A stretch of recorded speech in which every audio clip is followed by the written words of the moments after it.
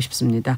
자, 이 실태 조사 내용부터 조금 살펴볼까요? 전지현 변호사께서 좀 정리해 주시겠어요? 네, 이 실태 조사가 지난해 인권위에서 조사를 한 건데 네. 일단 첫 번째 뭐라고 물었냐면은 최근 1년간 군대 내 이렇게 성폭력 사건에 대해서 성고충 신고를 했을 때 처리가 공정했다고 생각하냐 이렇게 물어봤어요. 예. 그러니까 여군의 거의 절반가량이 49%가량이 공정했다 이렇게 얘기를 했거든요. 네. 근데 2012년에는 75%였단 말이에요. 그러니까 줄어드는 거예요. 공정하다고 생각을 하는 게.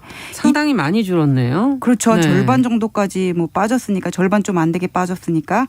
그러니까 공정하다고 한다면은 그거는 뭐 피해자 보호라든지 2차 가해 방지, 가해자 처벌 이런 것들이 될 거 아니에요. 네. 근데 이번에 그 여성 부사관 사망 사건에서도 보는 것처럼 조사가 늦게 이루어지고 군법무 간에 충분한 조력을 받지 못했고 압수수색이 늦게 이루어지고 이런 것들이 있었잖아요. 네. 그런 문제들이 이전에도 되풀이되고 있었던 게 아닌가 그런 생각이 들고요. 그다음 질문은 강제로 어떤 성적 피해를 당했을 때 상부에 신고를 하기 어려운 이유가 뭐냐고 물어봤어요. 근데 여기서 지금 재밌는 게 뭐냐면은 여군이라든지 남자 중에서 계급이 낮은 병사들은 많은 수가 불이익이 두려워서 신고를 하지 못한다 이렇게 얘기를 한 반면에 네. 남자들 중에서 계급이 높은 사람들 있잖아요. 예. 간부들은 가해자와의 관계 때문에 신고를 못할 거다 이렇게 얘기를 한 거예요. 예. 그러니까 여군은 계급에 상관없이 불이익이 두려워가지고는 신고를 못한다고 대답을 한 게 이게 좀 특이할 만한 사안이라고 그렇게 보여지고요. 네. 그 다음은 낮은 계급의 피해자가 피해를 봤을 때 신고를 하기 어렵다고 보냐 그렇게 얘기를 했더니 여군이 남자보다 훨씬 많이 여군의 한 75%가량이 예스라고 대답을 했거든요. 네. 그러니까 뭐 2차 가해라든지 어떤 불이익 그런 것들을 고려해서 이렇게 생각을 이렇게 답변을 한 것 같은데 예. 이런 문제에 있어서 여군들이 이 남자 군인들보다 훨씬 더 사각지대에 놓인 게 아니냐 그런 생각이 들어요. 그뿐만 아니라 이게 어떤 법적인 처벌 자체는 그럼 공정하고 엄중해야 되는데 네. 2014년부터 7년까지 보면은 여군이 피해자인 성범죄의 경우에 법 적용을 잘못한 경우도 있고 지나치게 관대한 처벌이 내려진 경우도 있거든요. 근데 이거는 군사법원하고 일반 법원은 차이가 뭐냐면은 이 군대 내에서는 군사법원에서 어떤 군인의 범죄를 처리를 하는데 네. 군사법원에서 어떤 뭐 선고를 한다고 하더라도 이 상사가 군대 내에서의 그런 성실성이라든지 직무평가를 감안해서 형량 자체를 줄일 수가 있거든요. 이런 점에서 어떤 문제가 발생했던 건 아닌지 좀 그런 생각이 들어요. 그러면 상사와의 관계 때문에 내가 평소에 어떤 뭐 신고할 일이 생겼어도 이걸 중간에서 차단하거나 막을 그런 일이 재발될 수 있는 거 아닙니까? 그래서 지금 이번 공군 여성 부사관 사망 사건 일어났지만은 이번 사건은 언제든 튀어나올 수 있는 문제가 아니었나. 정말 우리 사회에 경종을 울리는 사건이었다. 그렇게 생각을 합니다. 네, 실태 조사 결과만 봐도 그건 추론할 수 있는 부분이다라는 얘기를 해주셨어요. 자, 이 내용을 좀 보고 느끼신 점을 좀 듣고 싶고 조직의 군대라는 조직의 어떤 특수성 다른 곳과 다르니까요. 그것도 좀 생각해 봐야 되겠지만 또 많은 조직에서도 또 이러한 실태 이런 성폭력 관련 고충 처리 과정에서 비슷한 모습을 보이는 건 아닐까 하는 것도 한번 짚어봐야 될 문제인 것 같고요. 어떻게 보시는지 전혜연 교수께서 먼저 좀 얘기를 해 주시죠. 이게 공무원하고 공공기관의 특성이 있는데요. 예. 대부분 여기를 평생 직장으로 여기는 문화가 강합니다. 그리고 안정성을 중시하고 조직 내에서의 평판이 매우 중요하죠. 그렇죠. 왜냐하면 어차피 뭐 이동을 한다고 해도 그 내부에서 이동인 경우거든요. 그래서 갖는 장점도 있겠지만 단점이 바로 이런 사건에서 드러나는 조직 문화가 너무 강할 경우에 개인이 정말 어이없이 희생되거나 억압되는 구조가 발생이 된다는 건데 제가 한번 단계별로 한번 짚어봤습니다. 첫 번째로 이게 피해자 잘못입니까? 가해자 잘못입니까? 명백하게 가해자 잘못이죠. 네. 전후를 성추행한 거잖아요. 네. 그런데도 지금 가장 극단적으로 정신적으로 피해자가 계속 고통을 겪었고 이른바 관심사병 취급을 받았다는 거. 저는 이건 이제 사실 우리나라 전반적인 문제이고 그래서 우리나라에서 지금 수치심이라는 용어 삭제하고 있지 않습니까? 그렇죠. 뭐 전지현 선생님도 얘기를 했듯이만 이거는 분노고 불쾌감 이렇게 고쳐야 된다. 그래서 이걸 하나 짚고 싶고요. 두 번째로 비밀 유지. 피해자 보호. 지금 이 부분이 가장 심각한 문제의식을 가지고 있는데요. 공공기관이 부서를 이동하거나 이럴 때 비밀리에 잘 되지 않습니다. 보통 PDF 파일로 전 직원에 공지하는 형식을 띠는데 그러다 보니 그렇다 보니 사람들이 인사가 갑자기 왜 났어? 무슨 일이 있어? 걔는 누구래? 그럼 가해자는 누구래라고 하면서 사실은 이게 피해자를 보호하기 위해서 가해자 피해자 분리를 하는 건데 이 과정에서 다 노출이 돼버려요. 근데 저는 정말 현장에서 어이가 없었던 게 뭐냐면 누군가는 피해자를 보호하려고 굉장히 노력을 해도 행정 과정에서 나는 몰랐다. 그냥 위에서 인사내기를 했다라고 하면서 이렇게 되는 경우가 의외로 굉장히 많습니다. 그렇겠네요. 이런 문제가 하나 있고요. 세 번째, 조사 과정. 보통 이제 조사 과정에서 전문가들이 투입이 되는데 네네. 이 조사 과정에서 동료라든가 분명히 그런 사실을 묵과한 사람들이 못 봤다, 모른다, 기억이 안 난다 이런 경우가 있는데 피해자들이 정말 절망하는 경우가 나의 동료였던 사람들이 이런 순간이라고 굉장히 말을 많이 합니다. 그래서 이런 문화 또 하나 마지막으로 이 사람이 그러면 조사를 하고 가해자가 처벌을 받는다고 하더라도 네. 조직 내에서 예전의 일상으로 돌아갈 수 있게 해줘야 되잖아요. 예. 이게 굉장히 어렵습니다. 보통 가해자가 더 상관인 경우나 이제 남성인 경우가 아직까지는 우리나라에 많아요. 현장에서. 그런데 이것이 뭐 사돈의 팔촌으로 묶여 있거나 인사평가할 때 서로 도와줬던 사람들 심지어 같은 기관 내에 있는 어린이집에 다녔던 학부모들끼리 또 연대가 되는 경우 별 복합적인 문제가 다 있습니다. 그래서 사기업에서의 문제도 굉장히 처리하기가 물론 어렵습니다만 최근 보면 공공기관이 갖는 특성이 잘못하면 굉장히 이런 문제를 은폐시키는 문제일 수 있다고 보고요. 네. 그래서 문재인 대통령이 지난 2018년에 법무부 고위감수 간부 여검사 성추행 의혹이 불거졌을 때 위계 문화가 강한 정부와 공공기관부터 달라져야 한다고 주장을 했지만 아직까지 안 되는 게 여기에 드러났다. 그래서 전 이 문제를 국회 차원에서 이번에 샅샅이 들여야 한다고 생각을 하고요. 왜 저는 이게 국방부 차원이라고 얘기를 안 하냐면 처음에 이 사건이 터졌을 때 공군의 이 조사를 맡으려다가 총리까지 나서서 질책을 하면서 이게 국방부 차원으로 올라간 거죠. 그러면 국방부 장관은 그때까지 여기에 대한 문제인식이 제대로 없었다는 비판을 받을 수밖에 없습니다. 그래서 제가 이제 국회 일정을 보니까 국방위 전체회의가 9일 오전 잡혀 있는데요. 국방부 장관을 비롯해서 주요 관계자들한테 이거를 뭐 국방부 장관을 국방부에서 조사하지 않을 테니까 국회 차원에서 좀 잘 들여봐야 된다고 생각을 하고요. 이 과정에서 연루됐는데 조직적으로 은폐했거나 2차 가해자에 대한 책임자에 대한 문책은 불가피하다 이렇게 생각을 합니다. 네, 전지현 변호사께서는 어떻게 보세요? 저는 주말에 이제 영화 밤셀이라는 걸 봤거든요. 그러니까 폭스뉴스도 아시잖아요. 그 미국의 폭스뉴스 안에서 벌어지는 그 여자 아나운서들, 잘 나가는 여성 앵커들에 대한 성범죄를 다룬 영화인데 그게 겉으로 보기에는 잘 나가고 성공한 커리어 우먼이에요. 근데 그 사람들이 그 프로그램을 하나 잡기 위해서는 사장의 어떤 성적 요구를 들어줘야만 했던 그런 상황이 있거든요. 근데 이거를 누군가는 비판적으로 보면은 욕심 많은 여자와 어떤 그런 성범죄를 하고 싶은 그런 남자와의 대가 아니야 이렇게 볼 수도 있지만은 그 영화를 보면은 여성이 이제 그런 성희롱을 요구를 하니까 성적 그런 거를 접대를 요구를 하니까 그 방을 나가려 그래요. 그러니까 사장이 나가는 여성을 향해서 뭐라 그러냐면은 너 계약 만료 다음 달이지 이렇게 얘기를 하거든요.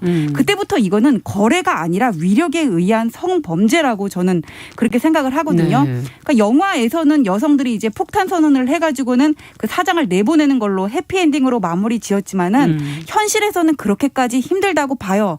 그리고 저는 이 밤셀 영화를 그냥 영화다 픽션이다 이러고 치부할 게 아니라 현실에서 어딘가에서는 분명 이런 일이 벌어질 수 있다고 생각을 하거든요. 누군가는 공부 잘해서 잘 나가는 여자들 많으니까는 이제 남녀 평등 필요 없어. 그렇게 얘기를 할지 모르겠지만은 아직도 우리 사회 이면에서는 많은 여성들이 어떤 성적 불쾌감을 받음에도 불구하고 불이익이 두렵거나 인간관계를 위해서 참고 넘어가는 경우들이 많단 말이에요. 아직까지 우리 사회 내의 이런 성인지 감수성은 학점으로 치면은 저는 C학점이다. 지금 그렇게 보이거든요. 그 앵커께서는 아까 성폭력에 대한 조직의 인식, 처리 절차, 방식이 어떻게 바뀌어야 되지 않을까 그런 말씀을 하셨는데 어느 조직이든 보면은 이제는 매뉴얼은 다 갖춰져 있어요. 그런데 아직 그 인식이 C학점 정도밖에 안 되고 제대로 안 지키기 때문에 문제가 되는 거거든요. 이런 거를 뿌리 뽑기 위해서는 어떤 공공기관에 대한 국회 차원의 조사도 필요하겠지만은 이번에 이건 벌어진 이 사건이요. 정말 여기에 대해서 일벌백계하고 앞으로 이런 일이 벌어지면 어떻게 처벌된다는 거를 명백히 보여줘야 된다 그렇게 생각하고 네. 또 군대 내라는 특수성도 여기에서는 영향을 미쳤다고 생각을 그렇죠. 하는데 네. 제가 아까 상사가 군사법원의 판결을 이렇게 깎을 수 있다 변화시킬 그렇게 수 있다. 말씀드렸잖아요. 그러니까 이런 꼭 뭐 어떤 군 작전과 무관한 오늘 한겨레 사설에도 있던데 무관한 그런 형사 사건 같은 경우에는 민간 경찰의 수사를 맡기고 그다음에 군사법원의 어떤 업무 범위를 그런 데까지는 재판하지 않고 민간 법원에서 할 수 있도록 줄이는 방안에 대해서도 생각을 해봐야 될 것 같아요. 네. 이 여성 같은 경우에 사망한 여성 같은 경우에 법률 조력이니 그 변호인이 그 군법무관 해가지고는 군 검찰이랑 그다음에 판결하는 사람들이랑 다 한 사무실 썼다는 거 아니에요. 그렇죠. 이거는 말도 안 되거든요. 예. 이게 뭐 군사 작전과 관련해서 어떤 비밀성을 유지해야 될 그런 사건도 아니었고 이런 경우까지 다 군법무관이 대응하게 할 필요가 있을까? 저는 그래서 근본적으로 제도 개선이 필요하고 이 사건은 분명히 엄밀하게 엄중하게 처벌을 하고 넘어가야 됩니다. 네. 이 사건에 대한 처벌 부분에 있어서 두 분이 일단 동일하게 강경한 처벌이 필요하다라는 얘기를 해 주셨어요. 자, 저희가 앞으로도 지금 이 문제는 지금 진행 중인 사건이기 때문에 조금 더 지켜보면서 계속 좀 두 분과 이야기를 좀 나눠보도록 하겠습니다. 자, 두 번째 뉴스는 이재용 삼성전자 부회장에 대한 사면론이 최근 지금 보도가 많이 되고 있고 언급이 일단 많이 되고 있습니다. 문재인 대통령과 여당의 기류가 과거하고는 좀 다르다는 그런 보도들이 나오고 있는데 사면론이 지금 제기되는 이유는 무엇인지 또 기류가 어떻게 그러면 변화되었다는 것인지 사면론에 대한 제일 중요한 건 또 국민들의 시각이 아닐까 싶은데요. 그건 또 어떻게 달리 변화되고 있는지 아니면 또 갈리고 있는 것인지 한번 짚어보고 싶네요. 전혜영 교수께서 좀 정리를 해 주시겠어요? 예, 우리 앵커께서 사면론이 요즘 자주 보도되고 있다라고 했는데 저는 이 말씀에 적극 공감합니다. 여론이 뜨겁다. 예. 이거는 여론이 뜨거운지 안 뜨거운지는 해석이 국민의 엇갈리는 시각도 거고. 한번 보자고요. 그렇죠. 예, 네. 자주 보도되고 있다는 분명히 일부 언론에서 자주 보도를 하고 있다. 그러나 언론의 보도 방식이 좀 다릅니다. 그래서 그걸 전제로 제가 말씀을 드리겠는데 이 사면론이 도대체 언제부터 이렇게 많이 언론에 보도됐을까 봤더니 4월 말에 네. 이른바 삼성과의 상속세와 관련된 것이 발표가 됐어요. 네. 그래서 굉장히 뭐 큰 규모로 한다, 사회 환원한다라고 했었는데 이때부터 사실 언론에서 혹시 사면이 가능한 거 아닌가 이 정도로 사회 환원을 한다, 큰일을 한다라는 또 기류가 약간 있었고요. 정치권에서 본격 제기된 것은 지난 5월 4일 민주당의 이원욱 의원이 반도체 위기 극복을 위해서 그렇죠. 이재용 부회장을 사면해야 된다라고 했는데 당시 민주당에서는 이게 당 차원의 것이 아니다. 개인 의견이다. 라고 했었고 이원욱 의원도 지금 언론 인터뷰 보면 당시에 개인 의견이었다고 밝히고 있습니다. 예.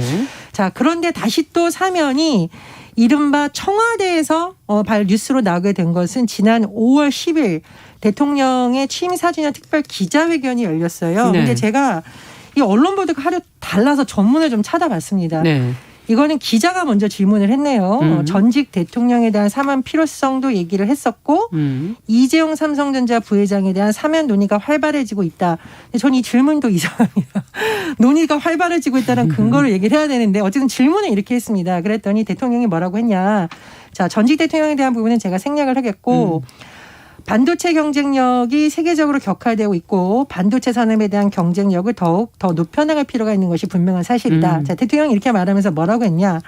그러나 그 또한 마찬가지로 형평성, 과거의 선례, 국민 공감대를 생각하지 않을 수 없다. 대통령의 권한이라고 하지만 대통령이 결코 마음대로 쉽게 결정할 수 있는 사안이라고 생각하지 네. 않는다라고 했는데 다음 날 언론 보도를 보니까 어떤 언론은 대통령이 마음대로 쉽게 결정할 수 있는 사안이 아니다라고 제목을 썼고요. 어떤 언론은 국민의 의견을 들어 판단해 나갔다라는 것에 방점을 찍었습니다. 어쨌든 이것이 이제 취임 기자회견 때 나오면서 또 언론에 언급이 많이 된 거죠. 언급이 된 겁니다. 네. 자, 그리고 최근 들어서는 사실 그 이후에 재계에서 경제 5단체에서 죄송합니다. 이건희가 아니라 이재용 부회장의 사면에 대해서 뭐 건의를 했다 이런 뉴스가 나왔었고 네. 최근에 집중적으로 관심을 받은 것은 지난 6월 2일 대통령이 미국 방문 이후에 이른바 재계의 주요 관계자들 4대 그룹 대표 초청 청와대 오찬 간담회를 했습니다. 네. 그런데 저는 이것도 지금 언론 보도가 좀 갈린다는 게 제가 청와대 공식 브리핑을 좀 찾아봤거든요. 네. 청와대 공식 브리핑에서는 문 대통령의 발언이 딱 한마디 나와 있습니다. 고충을 이해한다. 청와대 홈페이지 들어가 보시면 딱 한마디 나와 있습니다. 고충을 이해한다. 그러니까 재계에서 여러 가지 의견을 얘기했더니 대통령은 고충기한다고 답변을 했는데 이후에 언론 보도 청와대 관계자의 말을 인용한 것을 보면 굉장히 자세하게 나와 있어요. 경제 5단체가 건의한 것을 고려해달라라고 재계 관계자가 얘기했더니 문 대통령이 고충을 이해한다. 국민들도 공감하는 분이 많다라는 등등의 발언을 했다라는 겁니다. 네. 자, 이러다 보니까 여기에 대해서 여러 가지 해석이 해석들. 나오고 있는데 네. 민주당 내 일부 의원들은 대통령의 입장이 좀 변한 게 아닌가 이렇게 해석을 하고 있지만 민주당의 박용진 의원 같은 경우에는 절대 반대라는 입장을 내고 있는데 돈, 백, 힘 있는 사람들은 사면 대상 1선에 오른다라고 하면서 그게 법치주의냐라고 비판하고 있습니다. 자, 그리고 이게 재계나 일부 종교단체는 또 이재용 부회장의 사면을 주장하고 있는데 참여연대와 경실련을 비롯한 일부 시민단체는 최근에 청와대 부근에서 기자회견을 열고 또 강력히 반대한다는 의견을 내기도 한 상황입니다. 네. 자, 그렇다면 과연 이걸 어떻게 저희가 바라봐야 될지, 대통령의 생각이 정말 과연 달라진 것인지, 또 국민들의 생각은 그럼 과연 무엇인지 두 분의 의견을 좀 듣고 싶네요. 저는 청와대에서 이재용 부회장 사면 안 할 것 같아요. 그러니까 청와대에서 이재용 부회장의 사면을 처음에는 고려했을 수 있어요. 네. 논의는 해봤을 수 있지만은 이게 네. 정치적으로도 큰 실익이 없다고 생각하고 아마 사면 안 하실 가능성이 크지 않나 그렇게 생각이 드는데 네. 그렇게 그 이유는, 전망하시는 이유는? 네. 그 이유는 뭐냐면은 일단 지금 말씀하신 것 같이 재벌 총수 봐주기 어떤 불공정의 문제가 제기될 수가 있어요. 네. 이게 국민 여론도 엇갈리는 부분이거든요. 그 다음에 이재용 부회장을 사면할 어떤 필요성이 있다면 그런 것들을 감수를 하고 해야 되겠지만은 네. 이재용 부회장이 그때 2년 6개월 선고받았었죠. 지난 예. 대법원에서 그렇죠. 그 뇌물과 관련해서 네. 박근혜 전 대통령에 대한 관련해가지고 2년 6개월 받았는데 지금 절반 넘게 살았어요. 그러면 이제 8.15 사면할 시기 외에 8.15 크리스마스 이때 되면 그렇죠. 사면 가능하잖아요. 그때 되면은 가석방 요건 충분히 갖추거든요. 가석방 요건은 어떻게 되는 겁니까? 이게 뭐 현계 3분의 1을 경과를 하고 그다음에 네. 행정 성적이 양호하고 벌금을 예. 납부하고 이런 것들이 갖춰져야 되는데 3분의 1까지 했다고 반드시 가석방을 시켜주지는 않는데 그렇죠. 지금 코로나 때문에 가석방을 시켜주는 비율이 늘고 있어요. 한 절반 지금 넘고 일반적으로도. 3분의 2 정도 살았으면은. 근데 이재용 부회장이 조금 있으면 그 요건을 갖추게 되고 벌금 납부했고 행정 성적 양호하면은 가석방으로 나올 수가 있는데 굳이 정치적인 어떤 예. 리스크를 감안하면서 사면을 할 것 같지는 않다 그런 생각이 네. 들고. 오늘 송영길 대표 가석방 얘기를 잠시 했던 것 같은데요. 예, 그래서 저는 사면 안 할 가능성이 높다고 보고 그다음에 이게 재벌 총수들이 그 구속이 되면 항상 사면 얘기가 나오는데 우리가 사실 일반 범죄로 들어간 사람들은 누가 누구한테 사기쳐서 들어갔다고 하더라도 잘 몰라요. 사람들이 사면하자는 얘기 안 하는데 정치인이나 이런 재벌 총수들 같은 경우는 사회적인 영향이 크거든요. 예. 지지하는 사람들도 있고 아니면 얽힌 이해관계들도 있으니까는 당연히 이렇게 여론이 형성되는 것 같아요. 근데 이제 사면을 하고 안 하고는 대통령의 통치 행위거든요. 그렇죠. 어떤 만약에 이재용 부회장이 뭐 10년형을 선고받았다고 하더라도 정말 사면이 필요하다고 생각하면은 저는 대통령이 좌고우면하지 않고 그거를 강행하는 게 맞다고 그렇게 생각이 드는데 어쨌거나 이번의 경우에는 사면은 없을 것 같습니다. 네.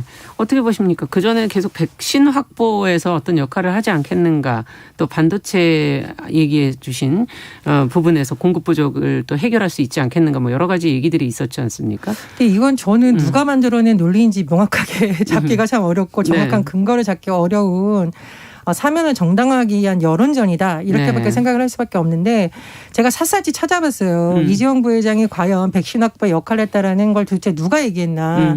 공식적으로 얘기한 취재원이 없습니다. 네. 다 정계 관계자, 재계 관계자 이런 뉴스만 나와요. 그래서 이건 상당히 좀 왜곡될 수 있는 정보이다. 그리고 만약에 정말 그렇게 역할을 했다면 삼성에서 대대적으로 홍보를 했겠죠. 근데 그렇죠. 삼성에서도 그런 보도자료 나온 적이 없습니다. 그래서 이건 물밑 여론전이다. 사면을 위한 이렇게 생각을 하고요. 두 번째로 저는 가석방도 사면도 하면 안 된다는 입장이에요. 공정이라는 것이 문재인 정부가 외쳤지만 또 가장 비판을 받고 있는 부분입니다. 근데 이런 시점에서 만약에 재벌 총수에 대한 가석방이나 사면까지 단행한다면 많은 국민들이 국정농단 사태에 대해서 분노해서 촛불을 들어서 이 정부를 탄생시키는 데 역할을 했던 시민들이 굉장히 절망할 거라고 생각을 하고요. 네. 두 번째로 이 지금 이 부회장에 대해서 불법 합병 회계부정 혐의 재판이라든가 조사도 진행되고 있는데 그 상태에서 가석방하고 사면을 해준다는 게 과연 법치주의적인 측면에서도 맞는 것인가 이런 생각이 듭니다. 그리고 마지막으로 일각에서 이재용 부회장 사면해주면 뭐 주가 오를 거다 이런 얘기를 하는 분들이 있어요. 그러면은 이재용 부회장 구속되거나 재판받을 때 폭락했어야 되지 않습니까? 그랬나요? 저는 이렇게 자꾸 경제 논리 세우는 거 제가 법원 출입기자 할 때부터 재벌 총수 사면 받을 때마다 재계 관계자들이 재판부에 탄원서 내고 했던 똑같은 방식입니다.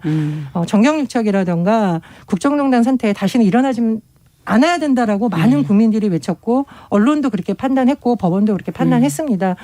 그렇게 진통을 겪으면서 했던 결론 이렇게 호딱 뒤집으면 많은 국민들이 더 분노할 수도 있다. 저는 이렇게 생각을 합니다. 근데 이게 백신하고 주가는 좀 말이 안 되는 것 같은데요. 백신 수합도 어쨌거나 실패를 한 거고 그렇죠. 지금 투자를 한다 그래서 왔는데 이재용 부회장이 나온다고 해서 이게 또 개선이 될 것 같지는 않아요. 백신 상황은.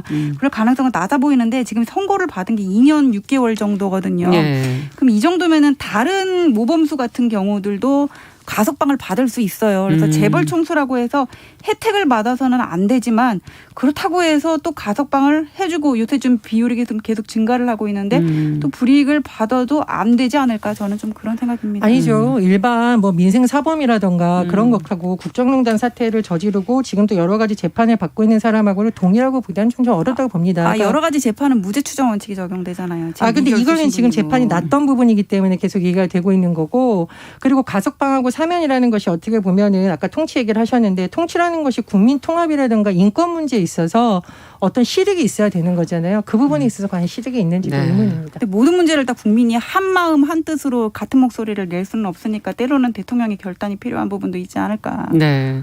두 분의 얘기는 여기까지 듣도록 하죠. 국민들이 판단을 좀 하시도록 청취자분들이 판단하실 수 있는 여지를 조금 남겨드리도록 하겠습니다. 자, 뉴스픽 전지현 변호사 그리고 전혜연 교수 두 분과 함께했습니다. 정용실의 뉴스 브런치 듣고 계신 지금 시각 10시 29분이고 두 분 수고하셨습니다. 감사합니다.